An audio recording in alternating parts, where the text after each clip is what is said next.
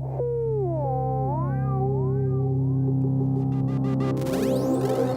Erika, le podcast qui explore le futur.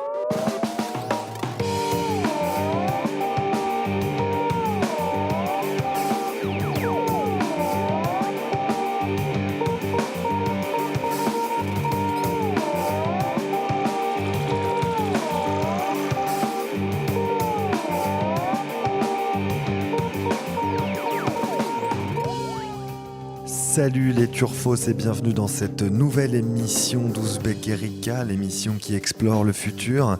Et pour cette nouvelle émission, on va explorer le futur un peu différemment que d'habitude. Comme le disent nos amis youtubeuses et youtubeurs, c'est une émission un peu spéciale car on va vous faire voyager. Et oui, pour la première fois, on vous propose de sortir un peu de notre studio. Alors, pas pour aller rendre visite à Mark Zuckerberg en Californie, ni pour aller visiter les mines de Bitcoin chinoises. Mais on s'est rendu à Nantes pour un événement qui s'appelle un événement très Startup Nation, qui s'appelle Pitch to Kids, avec le tout écrit en deux, là, à l'anglaise, quoi.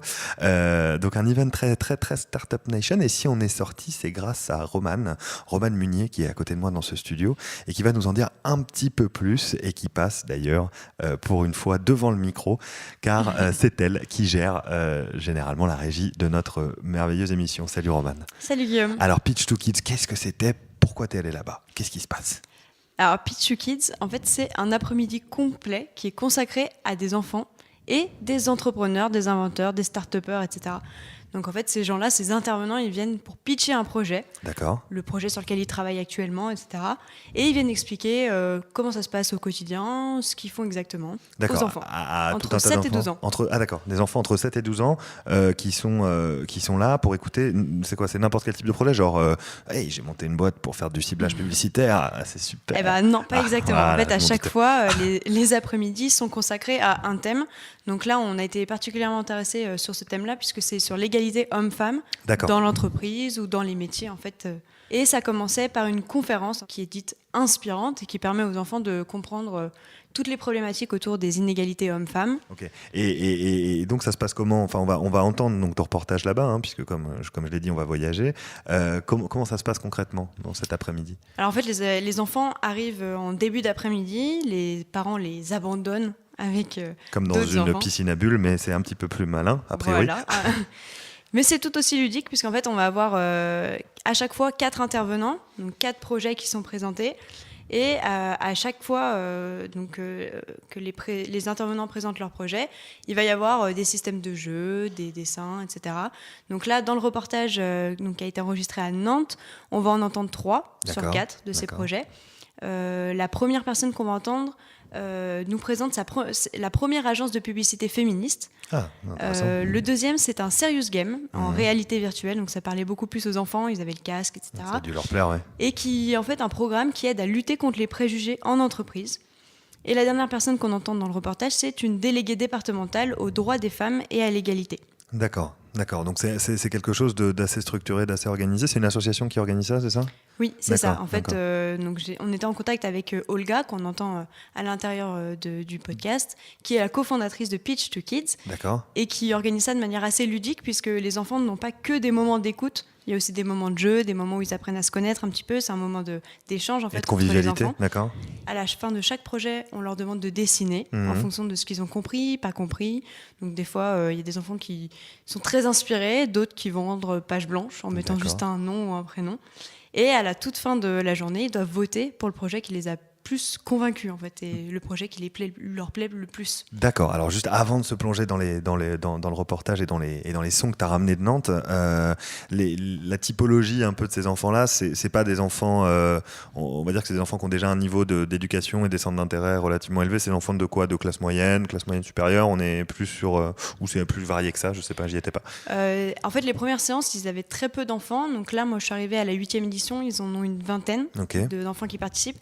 Et c'est vrai que c'est des parents qui sont déjà un peu sensibilisés par donc, tout ce qui est problématique hommes-femmes, l'égalité salariale. Tous les parents avec qui j'ai discuté connaissent un peu la problématique et trouvent que c'est intéressant de faire rencontrer en fait, leurs enfants, d'échanger entre le monde de l'entreprise et l'école en fait. D'accord. Et ils sont souvent aussi déçus parce que l'école peut apporter aux enfants. Okay. Donc c'est quand même une catégorie de personnes assez cultivées, qui prennent le temps tout un samedi après-midi de laisser leurs enfants dans un lieu très presque hipster, avec des entrepreneurs. voilà. D'accord. C'est quand même un lieu assez particulier. Mais la méthodologie est intéressante et les enfants sur l'égalité homme-femme ont des choses à dire. Je vais vous laisser donc avec Romane qui vous emmène à Nantes et avec tous cette vingtaine d'enfants. Ne vous inquiétez pas, ils crient pas très fort.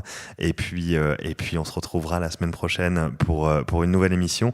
N'hésitez pas à nous dire si vous avez apprécié cette petite émission et ce petit reportage. Allez, on plonge à Nantes. Bonne écoute.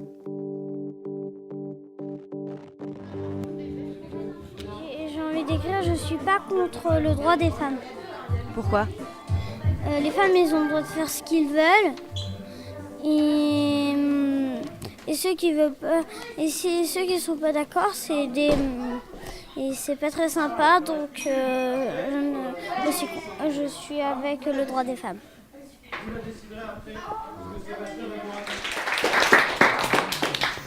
Bonjour à tous, je m'appelle Christelle Delarue et je travaille dans la publicité.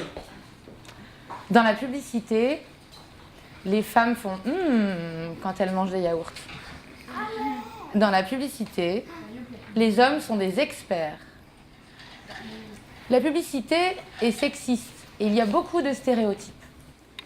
La publicité, c'est 5000 images visionnées par jour et par personne. Je m'appelle Christelle Delarue, je suis fondatrice de Mad & Woman, la première agence de pub féministe. Et j'ai choisi de venir pitcher devant des enfants, car je pense essentiel qu'on les éveille sur la question des stéréotypes. Et très souvent, ils sentent qu'il y a des inégalités, mais pour autant, c'est tellement impactant le nombre de publicités qu'ils subissent que de les éveiller à avoir les bonnes lunettes pour comprendre si c'est positif ou négatif, c'est les éveiller à une conscience personnelle en termes de développement et de confiance en soi.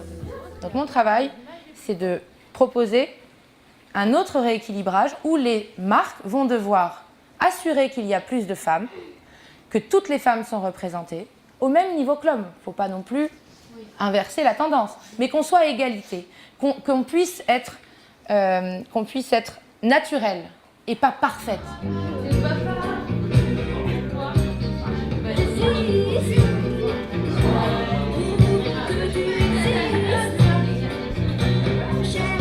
Le cadre, c'est cool, on s'amuse bien, on fait des activités ensemble, puis on découvre des choses, quoi.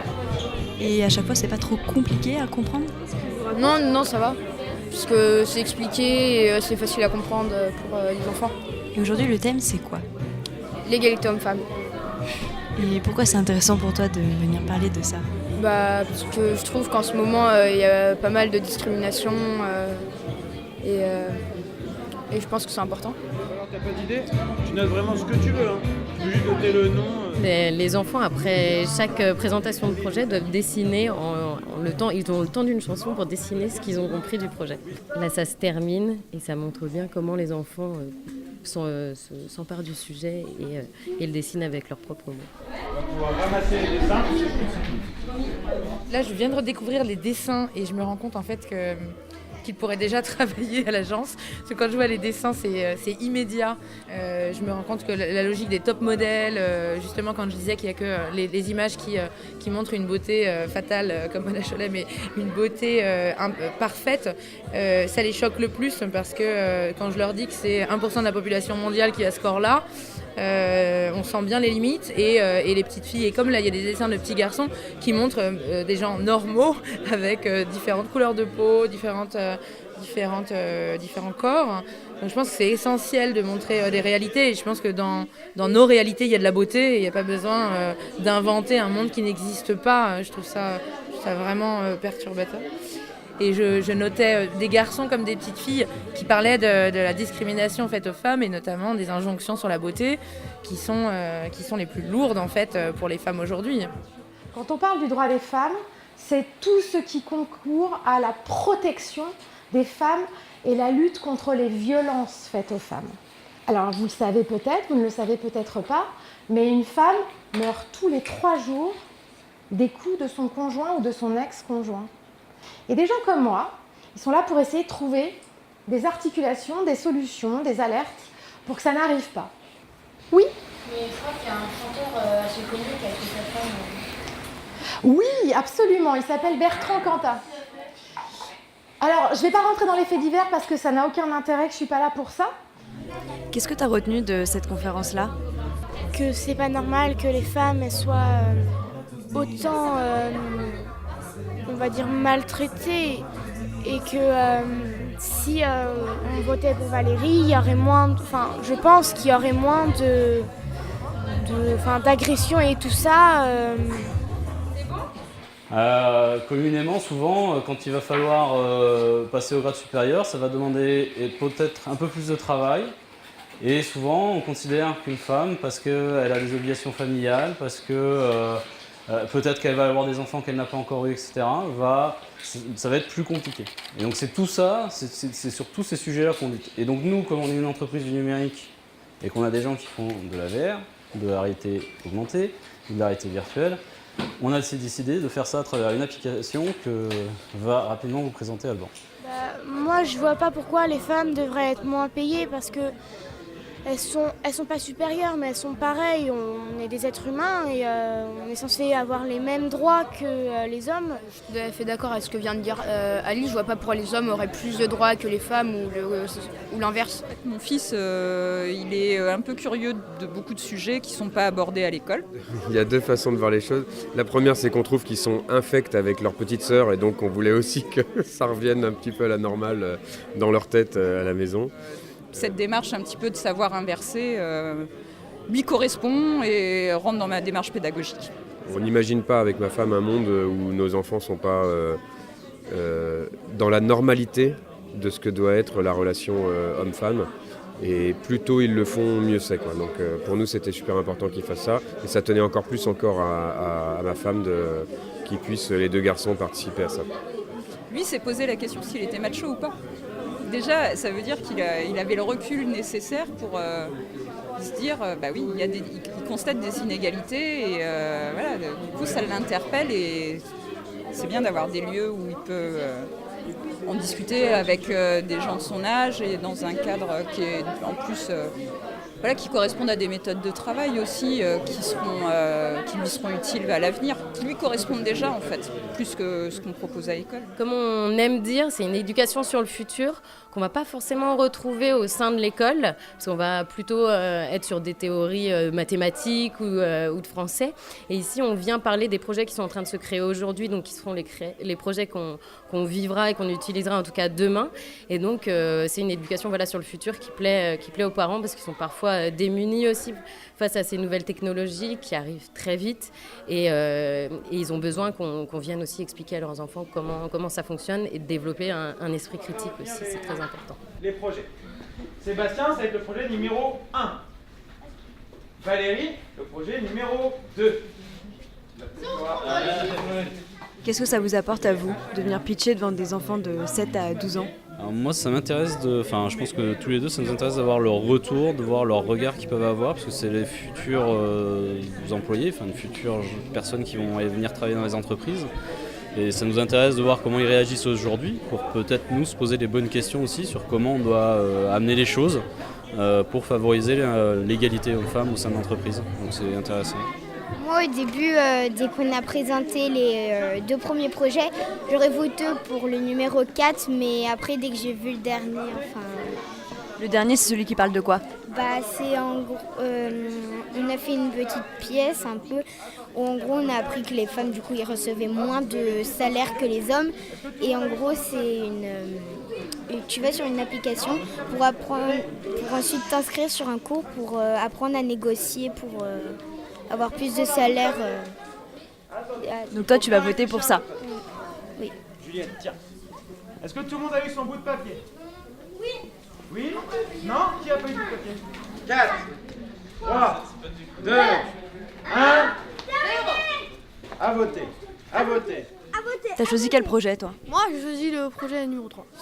Parce qu'en fait, c'était un peu le seul que j'ai compris plus et que j'ai pensé que ça allait plus changer quelque chose, en fait, parce que en fait, j'ai fait par élimination.